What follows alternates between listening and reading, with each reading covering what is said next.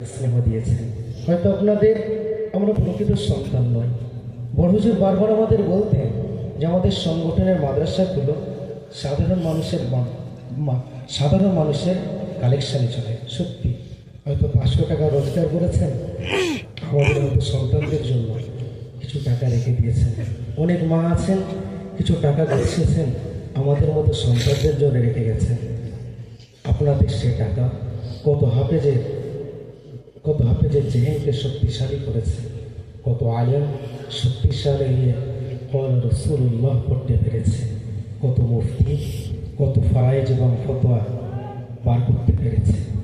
ওই জন্য আপনারা সর্বদাই আমাদের জন্য দোয়া করবেন, আমরা যেন প্রকৃত মেহনত দ্বারা সর্বদাই আপনাদের পাশে থাকতে পারি এবং কিয়ামতের দিনে আল্লাহর কাছে বলতে পারি, আল্লাহ, যে সমস্ত মানুষেরা হয়তো সামনে অনেক ব্যক্তিকে দেখেছে সুন্দর খাওয়া দাওয়া করতে, তারপরেও টাকাটা আল্লাহ আমাদের পেছনে দিয়েছিল, আল্লাহ দিনের জন্য যারা করেছে আপনি তাদেরকে জাহান্নামের আযাব দেবেন। এই দাবিটা যেন আল্লাহর কাছে করতে পারি। শেষে একটাই কথা বলবো, আমি অনেক জায়গায় গিয়েছি, অনেকে আমাকে বলে যে কায়েম মাতিন সাহেবের মাদ্রাসায় পড়লে তারা ওহাবি, বিভিন্ন রকম কথা বলে। আজকে এখান থেকে অন ক্যামেরায় একটা কথাই বলতে চাই, আমরা ওই সমস্ত দোকান নয় যে দোকানের ওপরে যে জিনিসটা লেখা থাকে সে অনুযায়ী তার ভিতরে মালপত্র পাওয়া যায় না।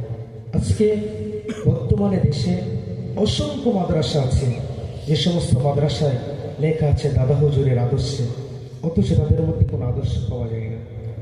আজকে এখানে দাঁড়িয়ে বলছি, মুফতি সাহেবকেও বলতে হবে না, আঞ্জুমানে ওয়াইজিনের বক্তাদেরকেও বলতে হবে না, ইনশাআল্লাহ জামিয়া নয় সংগঠনের সমগ্র মাদ্রাসার ছাত্রদের আদর্শ পরিচিতি বলে দেবে। এদের মাদ্রাসাগুলো শুধু বসিরহাজুরের দাদা হুজুরের নামে নামাঙ্কিত নয়, পরিপূর্ণ আদর্শের মধ্যে বিদ্যমান আছে।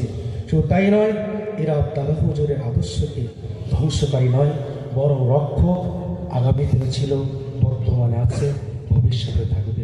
আমাদের জন্য দোয়া করবেন, আল্লাহ যেন আমাদের সকলকে হাক্কানি আলম করে সমাজের জীবনে খেদমত করার তৌফিক দেন।